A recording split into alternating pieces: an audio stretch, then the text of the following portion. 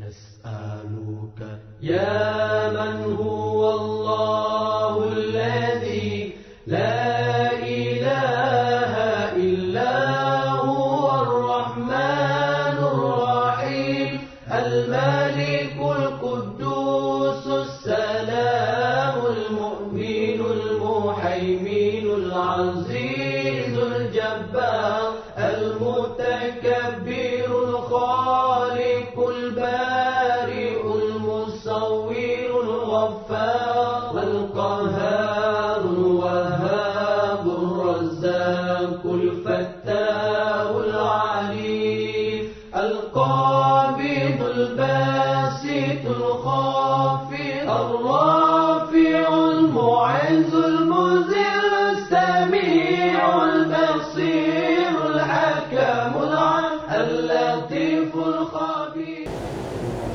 Obri yang menggunakan kajian kita hari ini adalah masih dalam ayat bagian perjalanan kehidupan Nabi Muhammad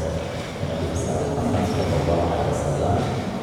Kita sampai di tahun 97. Kita sampai di tahun berlaku sebelum Rasulullah tahun 10 Hijriah. Beliaulah yang dipanggil oleh Allah SWT alias akhir beliau tahun ke-10 Hijriah.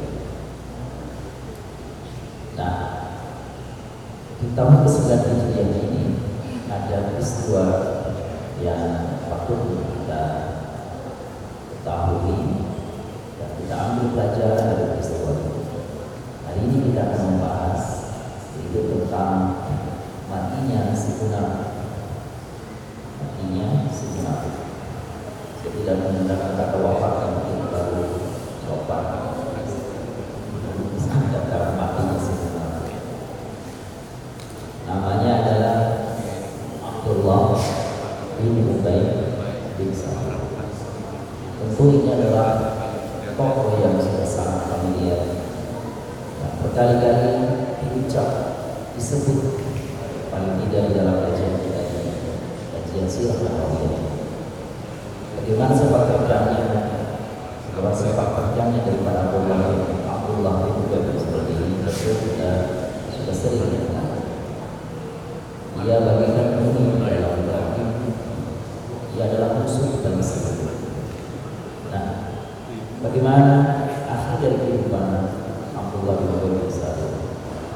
Pada kajian singkat kali ini, mudah-mudahan memberikan gambaran. Nah, keberadaan dari Abdullah bin Ubay bin Salul memang tidak disebut namanya secara khusus dalam Al-Quran. Jadi Abdullah bin Ubay bin Salul namanya tidak ada dalam Al-Quran. Tetapi banyak ayat-ayat yang berbicara tentang sifat dirinya, ya, kepribadiannya, sosoknya. Bahkan Al-Quran secara khusus menyebutkan satu surat dalam Al-Quran, yaitu namanya surah Al-Munafik. Surah Al-Munafik, ada surah Al-Munafik. Dan surat-surat yang lain yang berbicara tentang tokoh munafik. Surah Taubah ada, surah Al-Anfal ada. Nah, dalam surah Al-Anfal ayat 1 Allah SWT berfirman, "Idza ja'aka al-munafiqun qalu nashhadu innaka la rasulullah wallahu ya'lam innaka la rasulullah wallahu yashhadu innal munafiqina lakadzibun."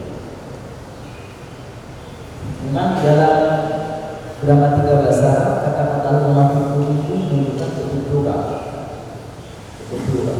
Artinya bukan sendiri, dia banyak.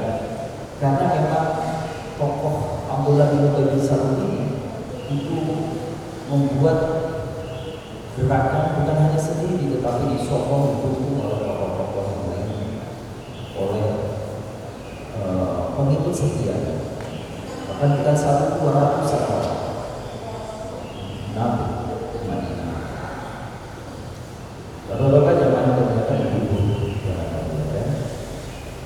Para ahli sejarah menyebut bahwa Islam itu lahir hanya pada periode Madinah. Ia tidak lahir atau bisa disebut tidak ada pada periode Mekah. Mengapa demikian? Maka argumen ini adalah waktu di Mekah Nabi Sallallahu Alaihi Wasallam adalah pihak yang tertindas. Waktu di Mekah Nabi Sallallahu Alaihi Wasallam adalah pihak yang minoritas.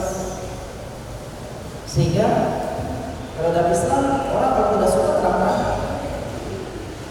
mau memusuhi langsung. Nah, ketika 12 tahun berdakwah di Mekah, lalu lintah berhijrah. Waktu berada di Madinah, kekuatan Islam tumbuh, subur, berkembang, menjadi kekuatan. Bahkan saat itu menjadi kekuatan dunia. Bahkan Romawi pun tentang ada Islam perang bukan ada tempat. Nah, ketika Islam tampil kokoh itulah ada orang-orang yang sesungguhnya tidak senang terhadap Islam satu sisi, tapi tidak memiliki kekuatan. Maka disitulah timbul sifat nifaq atau kemunafikan. Dia mau melawan, takut secara terang-terangan, tidak melawan, dia tidak suka, maka jiwanya diambil. Satu sisi menampakkan diri sebagai seorang muslim, tapi sisi lain hati dan perasaan benci terhadap Islam dan Rasulullah SAW. Itulah itu sifat nifaq. Nifaq itu adalah sifatnya orang yang munafik. Jadi kalau kita sebut sifat munafik sebenarnya salah dalam konteks apa namanya itu bahasa tidak pas sebenarnya. Kalau itu sifat nifaq, kalau orangnya munafik. Sifat kufur, orangnya kafir. Ya, memiliki sikap kufur, sikap nifaq, orangnya kafir, orangnya munafik.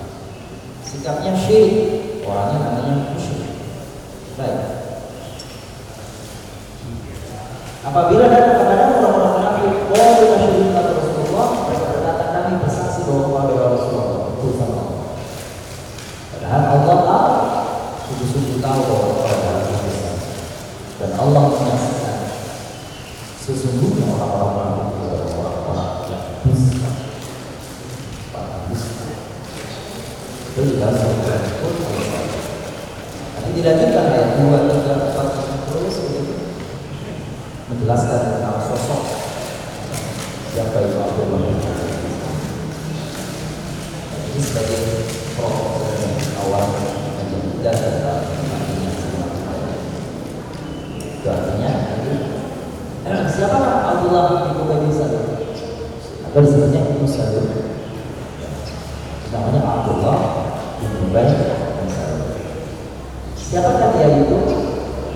Dia adalah tokoh Madinah dari suku Khazraj yang menjadi pemimpin bagi kaum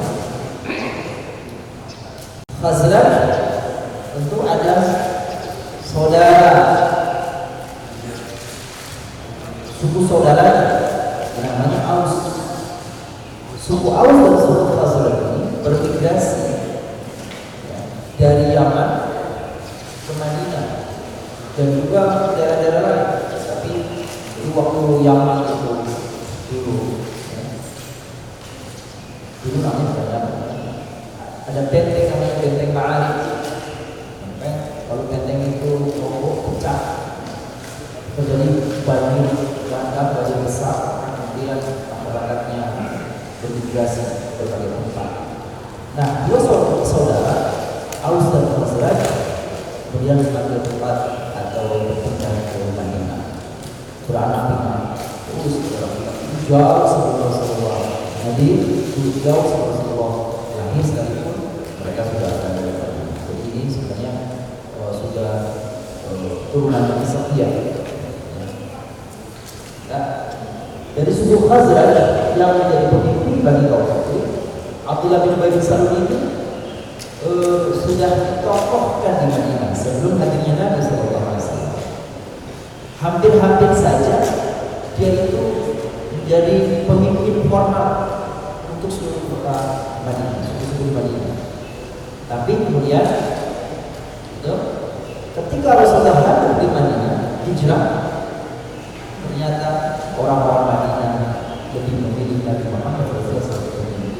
Disinilah titik awal kenapa Abdullah bin Ubay bin Salul mengambil posisi sesungguhnya berseberangan dalam hatinya, tetapi sikapnya karena tidak ada lain kesempatan untuk memusuhi Nabi secara fisik, maka ia menjadi Muslim secara fisik, verbalnya, ucapannya Muslim, tetapi hatinya, gitu. Tetapi sesungguhnya apa yang diniatkannya, intinya adalah kehancuran dan kerusakan bagi Rasulullah bersama kaum muslimin.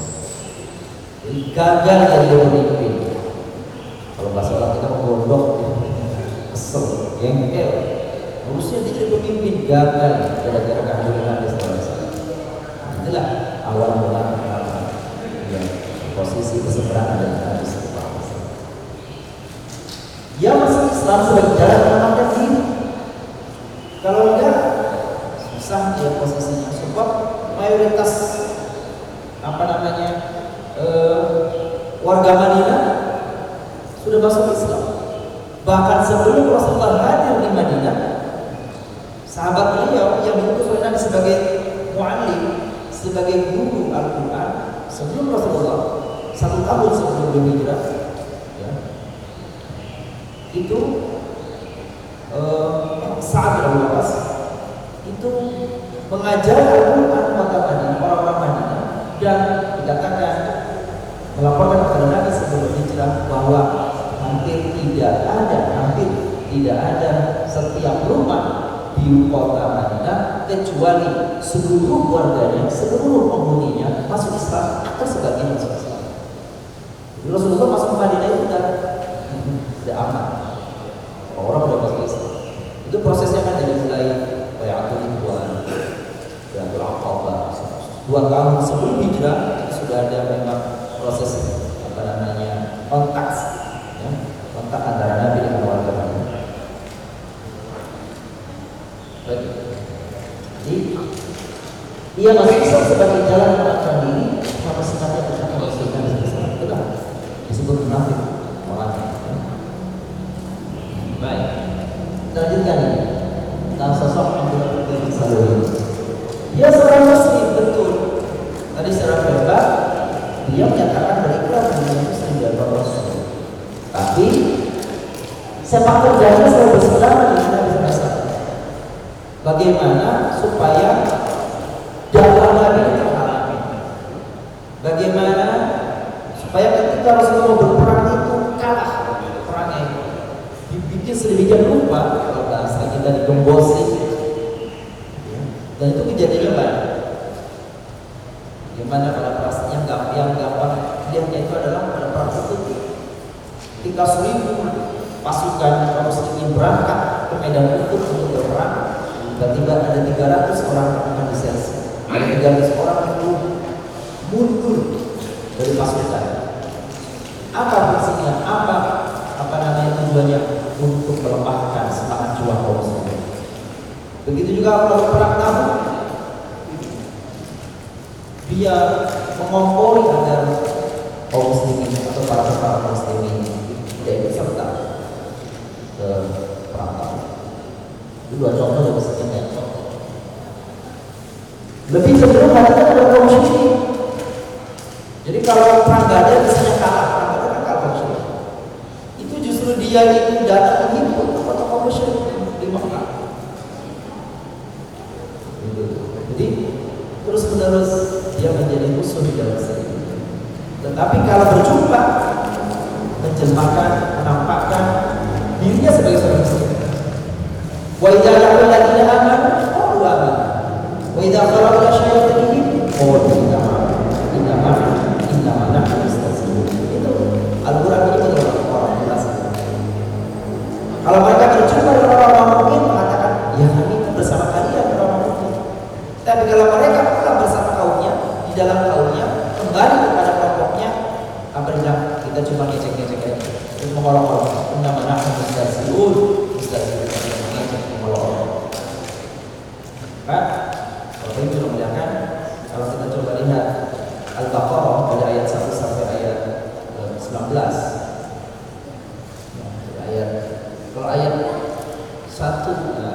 ayat 2 sampai dengan ayat 5, 4 ayat cukup berbicara siapa orang bertakwa, orang yang beriman. Dzalika kitabul la raiba fihi hudan lil muttaqin. Ini cirinya. Terus alladzina ulaika humul muttaqun. Itu bicara orang kafir. Lalu bicara orang kafir cuma 2 ayat. Sawa'un 'alaihim innal ladzina kafaru sawa'un 'alaihim ta'anzartahum. Terus khatamallahu 'ala qulubihim. Itu bicara orang kafir. Begitu bicara orang munafik perlu sekian banyak ayat untuk menceritakan ini. Itu artinya apa? Memang orang ini banyak wajah, banyak muka, susah betul. Kalau orang kafir jelas kekafirannya, orang mukmin jelas kemukminannya. Ini abu-abu, remem, susah orang jelas. Baik, lanjutkan. Menjelaskan ada muslimin begitu. Nanti kita ada misalnya ya, gimana itu Abdullah bin Mas'ud dan putranya. Namanya bagus seperti Abdullah namanya. Orang-orang kafir itu namanya banyak yang namanya Abdullah. Karena mereka kalau dikatakan banyak ya orang-orang musyrik itu namanya Abdullah, selain Abdul Syabash, Abdul Uzza, Abdul Lata begitu. Kata Abdullah, hanya mereka orang-orang musyrik itu memang percaya adanya Allah. Itu ada 4 ayat dalam Al-Quran yang bunyinya sama. Wala in sa'altahum man khalaqas samawati wal ard la yaqulunna Allah. Pakai tema. Apa namanya? Jika kalian orang yang beriman tanya kepada orang kafir jahiliyah Quraisy itu, siapa yang menciptakan langit dan bumi? La yaqulunna Allah. Itu kalau dalam tauhid tambah nun tauhid di dalam gramatika bahasa Arab artinya pasti. Kalau ditanya siapa pencipta langit dan bumi, pasti mengatakan Allah. Cepat mengatakan Allah. Jadi orang-orang musyrik itu tahu Allah, yakin adanya Allah, percaya Allah itu pencipta. Loh, disebut musyrik karena keyakinan kepada Allah hanya sebatas bahwa Allah pencipta, mereka titik di situ saja. Lalu untuk mengamankan mereka butuh Tuhan lain, untuk memberi kesejahteraan mereka butuh Tuhan lain. Maka Tuhan yang banyak disebut 300-an, 360. Kalau 360 berarti satu hari itu Tuhan, ya nggak? Ada Lata, Uzza, Hubal, Manat, banyak. Habis setiap tempat ada Tuhannya khusus masing-masing. Nah, di situlah namanya syirik, menjadikan selain Allah menyamai tugas-tugas Allah. Itu yang musyrik orangnya. Biasanya musyrik. Baik, menjadi tameng dan membela. Ketika orang Yahudi itu dapat masalah dengan Nabi, dia hampir membela Yahudi itu munafik. Kita bahas dulu ya, gimana dengan kaum Bani Nadir, Bani Quraisyah.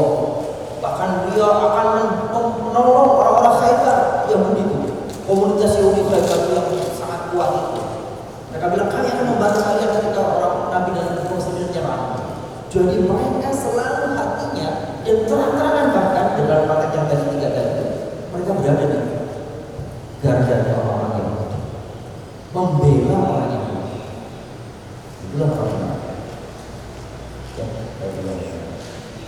Lanjutnya membuat tentang Aisyah bahwa Aisyah itu berselingkuh, bahwa Aisyah itu berzina dengan Safwan bin Mu'attal setelah pulangnya dari perang Mustalik. Dari Mustalik itu juga orang Yahudi yang memutuskan. Jadi kalau nggak bergetar kepada mereka guys, pokoknya jangan tampil, bergetar.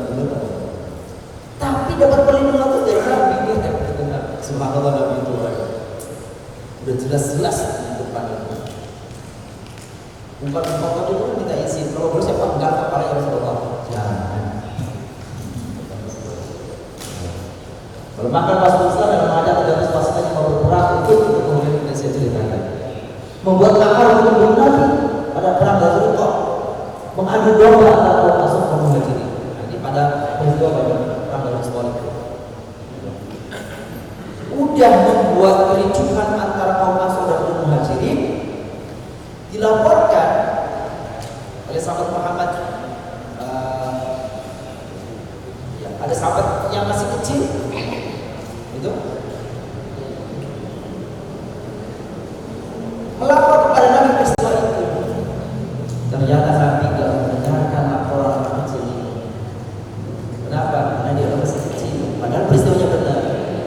Lalu turunlah Al-Quran mengatakan bahwa apa yang diucapkan dapatkan dari Datuk dan si Abdullah bin Ubay berdusta. Dia menghadap Nabi, kamu ini nasihat menjalankan kepada Rasulullah, padahal dia menjalankan. Baik. Nah, ini dia. Ini terjadi pada perang Banu di dalam peristiwa perang Mustalik. Jadi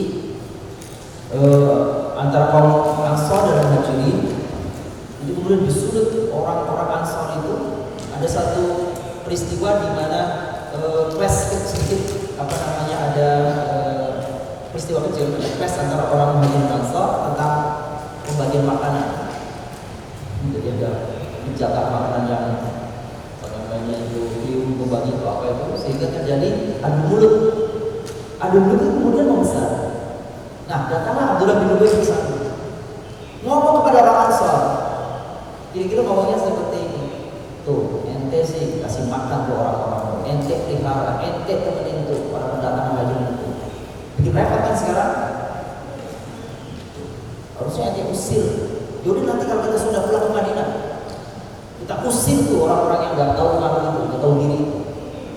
Itu pun kalimatnya dalam Quran yang uluna la irja'na dan Madinah la yukhrijana al-'azmu min al-adha wa la ya'zatu li rasul wal mu'minin walakin al-munafiqina la ya'lamun.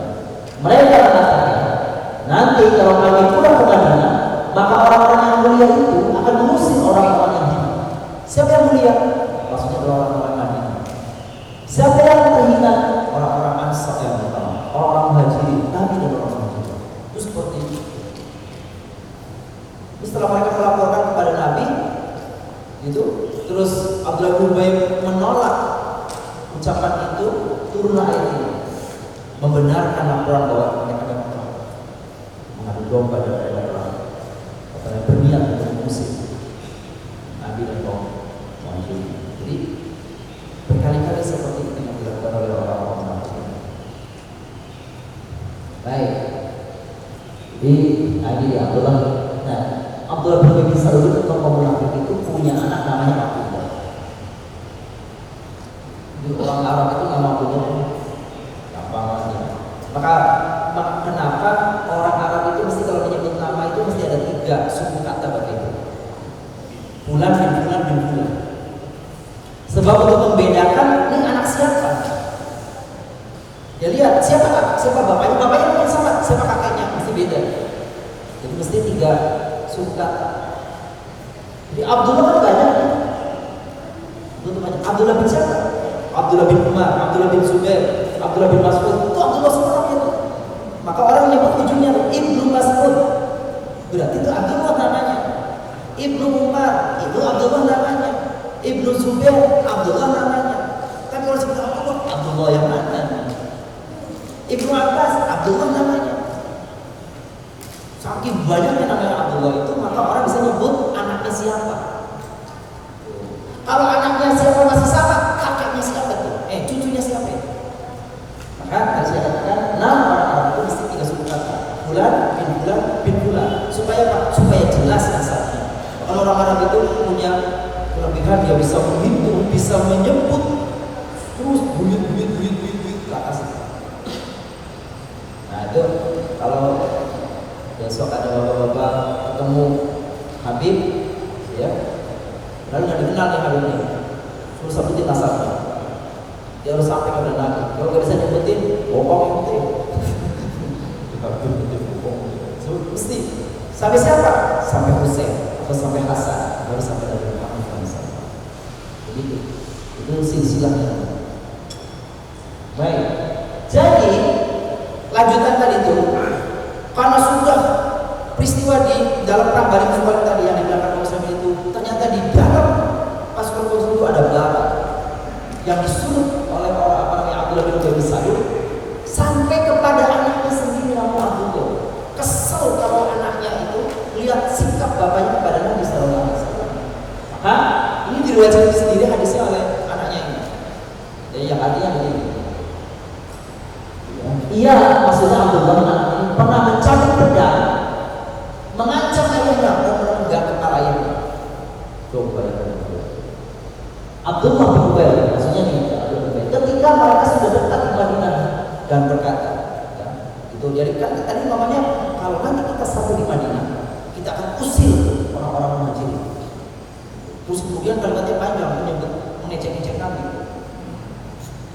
Ya, Umar di situ kesel, nggak boleh.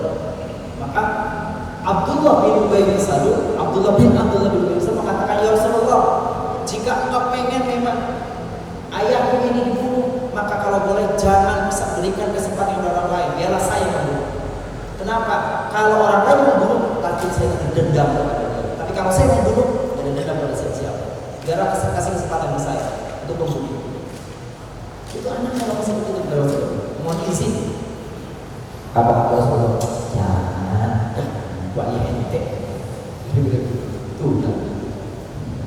Besegitunya Nabi masih luar biasa.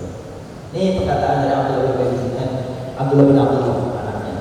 Demi Allah, saya tidak akan memasukkan pedangku ini di dalam sarungnya sehingga engkau mengucapkan bahwa Muhammad itulah yang mulia dan saya yang hina. Apa masa kita? Kalau orang tapi babek yang gitu ya. Terus ya gitu. Terus itu dari Nabi lah sama. Malah Nabi mengatakan pada orang tua itu baik-baiklah. Pada orang tua berbaik-baik. Luar biasa bahasa Nabi ya. Kalau kita itu udah bilang kita lagi hina orang di luar, terus begitu kan? Bisa orang banyak. Ya. Baik. Kalau di sini. Nah, tadi itu peristiwa yang lain. Sekarang kan kematian tadi ya, Abdullah bin Ubay bin Salul. Jadi Abdullah bin Ubay bin Salul itu apa namanya sakit. Ini ilustrasinya. Ilustrasi kalau sakit. Oh, pasti salah itu pakai dasi, kan ada dasi. Abdullah bin Ubay bin Salul mengalami sakit selama 20 hari dari bulan Syawal sampai awal Dzulhijjah tahun ke-9 Hijriah. Ini nanti Dzulhijjah itu Rasulullah berhaji. Jadi sebelum Rasulullah berhaji, ini Abdullah bin Ubay bin Salul mati. Nanti Dzulhijjah, Muharram, Safar, Rabiul Awwal Rasulullah wafat. Jadi berselang 4 bulan setelah matinya Abdullah bin Ubay bin Salul Rasulullah wafat. Jadi ini kan udah dekat-dekat selesai dari kajian itu. Ya. Kajian apa namanya Surat Nawawiyah itu. Jadi 20 hari sakit. Ya, enggak dijelaskan sakitnya apa kecuali humma. Humma itu demam tinggi. Ya. Sudah. Rasulullah menjenguk Rasulullah Abdullah bin Ubay bin Salul. Tahu sakit, menjenguknya. Maka terjadi dialog. Waktu Rasulullah menjenguknya dengan siapa ya? Dengan Abdullah bin Ubay bin Salul. Bukan dengan ibu ya, dengan ibnu salah, dengan ibnu Ubay bin Salul. Yang setokoh munafik itu dari dialog. Apa Nabi mengatakan? Anu daya nasihatin dari ibu ya. Kamu sudah peringatkan untuk larang Pak Gabriel kita bagi. Dia bilang dari dulu itu yang dia dari orang. Terus di sakit kelas begini jadi susah jadi bilang orang-orang awam yang kemudian ngomong apa kata Abdullah bin Salul ya Sa'ad bin Zurarah sahabat Nabi Sa'ad bin Zurarah telah membenci mereka tapi juga mati. Maksudnya kalau saya mau mati karena mencintai orang Yahudi kalau mencintai orang Yahudi itu yang benci orang Yahudi itu mati sama kan kayak orang kalau teman-teman kita kasih tahu orang yang rokok ya mungkin kalau merokok nanti dia mati orang yang berrokok aja mati gitu akhirnya membalikkan logika yang sebetulnya pas itu juga gitu maksudnya Rasulullah itu jangan ada yang karena yang begitu sesungguhnya adalah musuh umum juga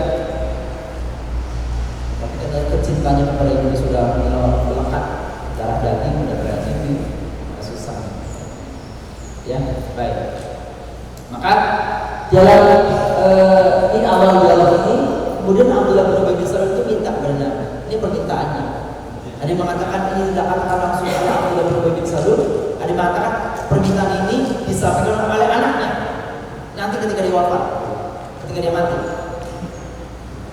apa permintaannya pertama minta kain kafan untuk menjadikan minta kain Rasulullah dengan kain kafan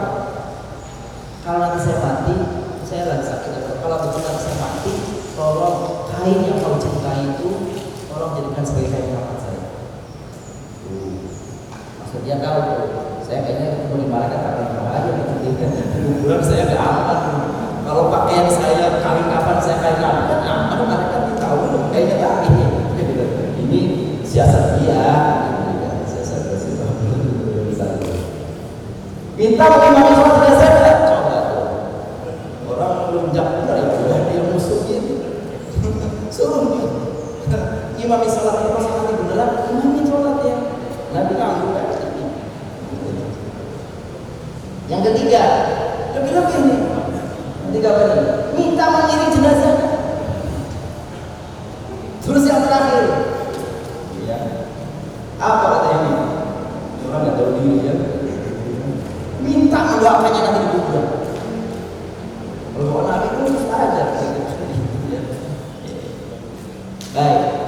4 permintaan. Saya katakan tadi, Bapak Ibu memuliakan, ada yang mengatakan bahwa ini permintaan yang langsung kepada Nabi. Ada yang mengatakan ini kemudian diucapkan oleh anaknya, yang dimintakan oleh ayahnya nanti sampaikan kepada Nabi. Maka ini semuanya nanti disampaikan kepada Nabi atau memang langsung oleh peraturan dari Rasul kepada Nabi. Baik. Bagaimana sikap Rasul? Permintaan tadi. Subhanallah Rasulullah. Memenuhi semua permintaan. Jawaban. Memenuhi semua apa yang diminta oleh Allah dan Rasul. Tapi bagaimana dengan sikap sahabat? Terutama Umar bin Khattab. Melihat permintaan tadi kepada Nabi. Ini kita lihat kepada Nabi. Sikap Umar bin Khattab. Melihat Rasulullah berdiri di dalam salat itu udah mati, dia dikafani, lalu menyolatkan Nabi. Jadi di depan. Apa yang terjadi? Umar tampil dari belakang ke depan, menghalangi Nabi supaya jangan menyolati dia. Enak bener nih orang dari dulu saking sekarang disolatkan Nabi nanti dosanya diampuni semua. Kira-kira gitu kan bahasa logika kita. Apa sikap Nabi? Umar bin Khattab, bukankah dia adalah jelas munafik? Bukankah dia musuh Allah? Bukan dia musuh dan menjelek-jelekkan ya Rasulullah? Kata Umar. Apa kata Nabi SAW? Menjawab ucapan Umar, benar. Dia seperti itu. Tapi apa kata Nabi? Ini dia nih. Tugasnya sudah berkata, minggir Umar. Suruh minggir Umar. Ya Allah. Ini dia. Karena Allah telah memberikan 2 pilihan untukku dan hidupnya. Artinya apa? Pilihannya. Kau boleh menyelamatkannya atau tidak mau menyelamatkannya. Kau boleh mendoakannya atau tidak boleh mendoakannya. Ya Nabi bilang, kalau gitu pilihannya ya saya pilih mendoakan. Nanti lihat apa nih alasan Rasulullah. Selain daripada ada tadi pilihan dari Allah tersebut tadi. Baik. Ini ada beberapa terkait dengan itu. Istaghfir lahum aw la tastaghfir lahum in tastaghfir lahum 70 maratan falyaqul qawlan dan kalian kafaru billahi wa rasulihi wallahu yaqulu fasih. Jadi ini jawaban Umar menghalangi Nabi, jangan doain dia, jangan sholatin dia. Kata Allah, hai Muhammad, andai pun kau minta ampun untuk dia, seberapa kali dia minta ampunnya? 70 kali atau lebih daripada itu.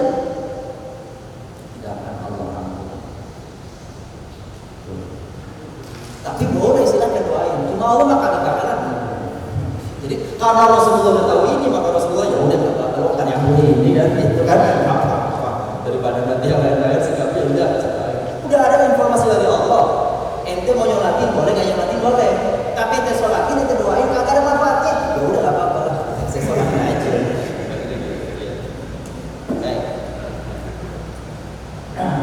Lanjutkan. Pada peristiwa itu belum ada larangan untuk mendoakan mereka orang kafir dan orang munafik. Menurut ayat ini dia. Wala tusalli ala ahadin minhum mata abada. Secara khusus tidak ada. Barulah para ulama ayat ini turun setelah Abdullah bin Ubay bin Salul digugur. Selesai digugur, turun ayat ini. Ya, kalau ayat tadi peristiwanya waktu dia mati, tapi belum ada turun ayat ini. Jadi karena belum ada turun ayat larangan, maka Nabi lakukan. Walaupun ala qabrihi innahum kafaru billahi wa rasulihi wa matu wa hum fasiqun. Nih, dan janganlah kamu sekali-kali menyembahyangkan jenazah seorang yang mati di antara mereka, seorang munafik. Dan janganlah kamu berdiri doakan kuburnya. Sesungguhnya mereka telah kafir kepada Allah dan Rasulnya dan mereka mati di antara fasik. Peristiwa peristiwa Abdullah bin Ubay bin Salul mati, ayatnya baru turun. Begitu mati, sudah selesai dikubur, turun ayatnya. Apa ini? Peringatan kepada kaum muslimin, kepada Rasulullah kaum muslimin untuk tidak mendoakan, tidak menyolatkan orang. Maka setelah itu tidak disolatkan orang-orang yang jelas kemunafikannya di saat itu. Wah, ini harus digentar orang munafik. Dari peristiwa itu tadi, nanti dikatakan bahwa efeknya apa? Orang-orang munafik menjadi sadar, lalu dia menyadari dengan kemunafikannya, lalu menjadi muslim yang benar. Bagaimana tradisi Nabi? Ini ada penting saya sisipkan di sini, Bapak Ibu muliakan. Bagaimana tradisi Nabi kalau ada sahabat yang mati, sahabat yang wafat, supaya kita tahu. Ya, kalau ada orang mengatakan ini dan itu, paling tidak kita punya sikap kalau kita melakukan ini. An Utsman bin Affan radhiyallahu anhu, saya kutip dari berbagai hadis, riwayat hadis dalam Jami' As-Sahih, Jami' As-Sahih As-Sanid ada. Dari beberapa riwayat banyak ini. Memang tidak disebut dalam kitab Bukhari dan Muslim. Tidak ada dalam kitab Bukhari dan Muslim. Ya, karena Rasulullah SAW adalah Rasulullah SAW idza faragha min dafnil mayyit, kalau selesai mengubur mayit sahabatnya, waqafa alaihi, maka dia berdiri di atas kuburannya itu, kuburan si sahabat itu. Lalu apa? Dia Rasulullah mengatakan kepada para sahabat yang hadir waktu itu, istaghfiru li akhikum, ayo mohon ampun kepada Allah untuk saudara kita. Wasalu lahu tathbit, minta sama Allah agar dia itu diteguhkan hatinya. Kenapa?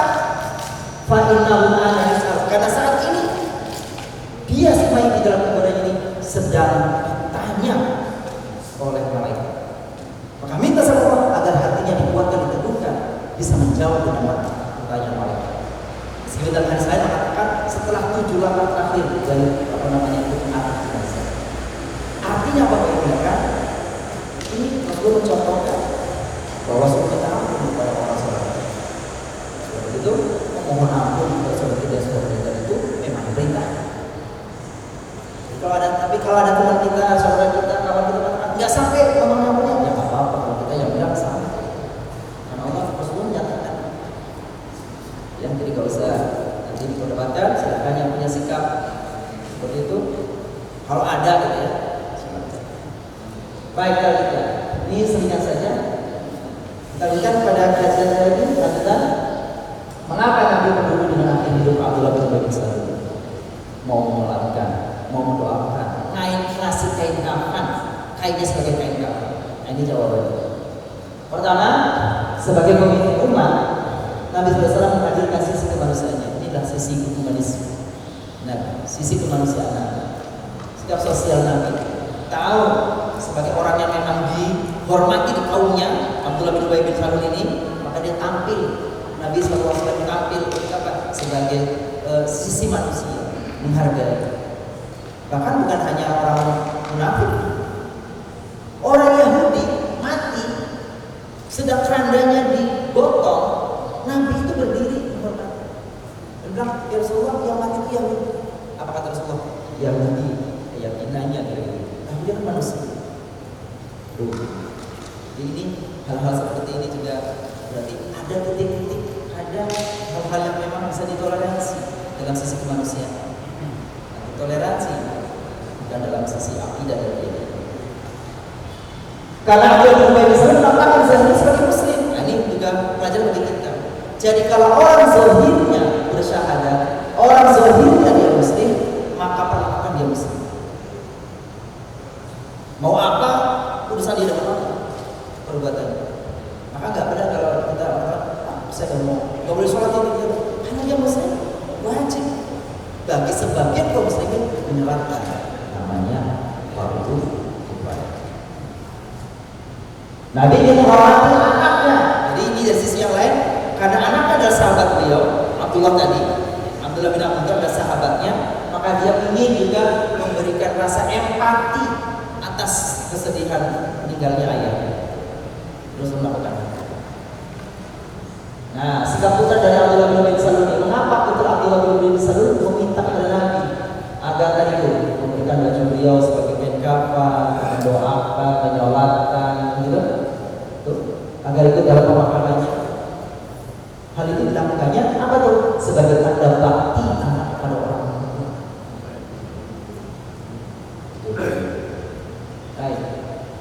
Tentang kain kafan dari baju Nabi yang ditentang oleh Umar bin Khattab, Nabi mengatakan, Umar bin Khattab berkata ketika Nabi memberikan bajunya untuk digunakan sebagai kain kafan, Abdullah bin Salam tadi.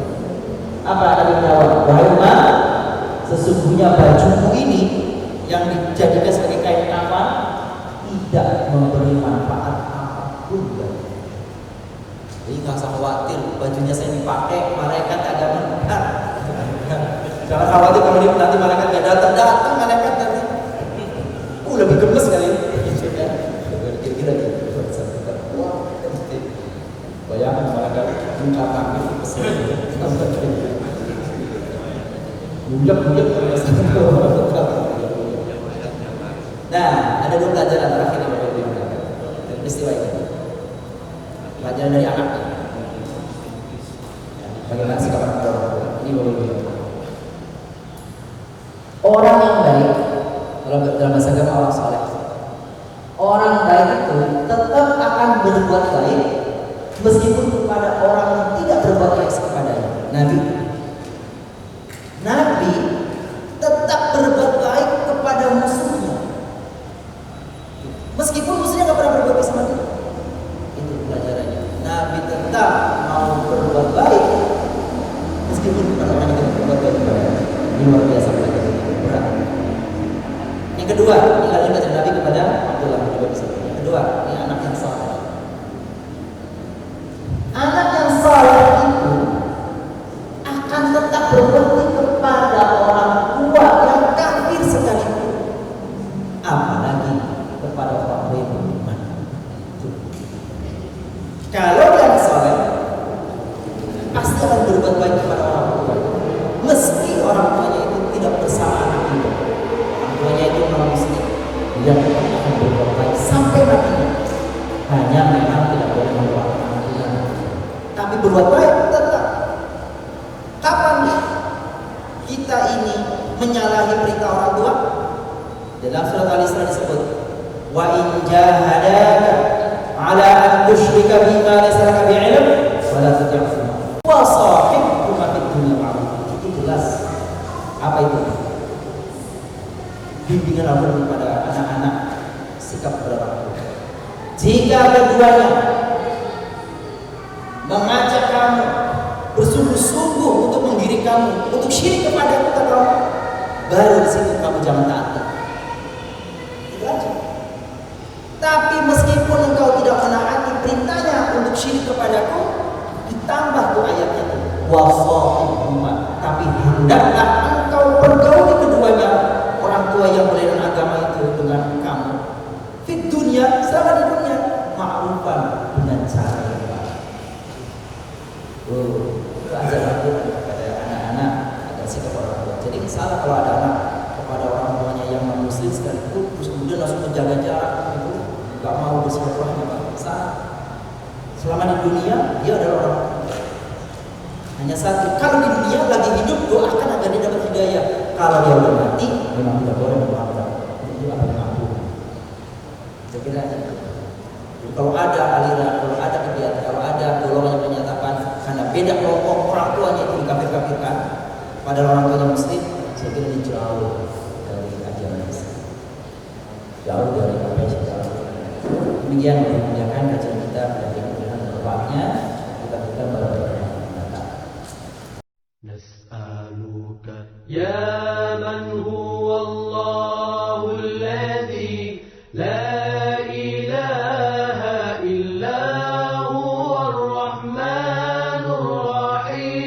الملك القدوس السلام المؤمن المهيمن العزيز الجبار المتكبر الخالق البارئ المصور الغفار القهار الوهاب الرزاق الفتاح العليم القابض الباسط الباسط الخافض الرافع المعز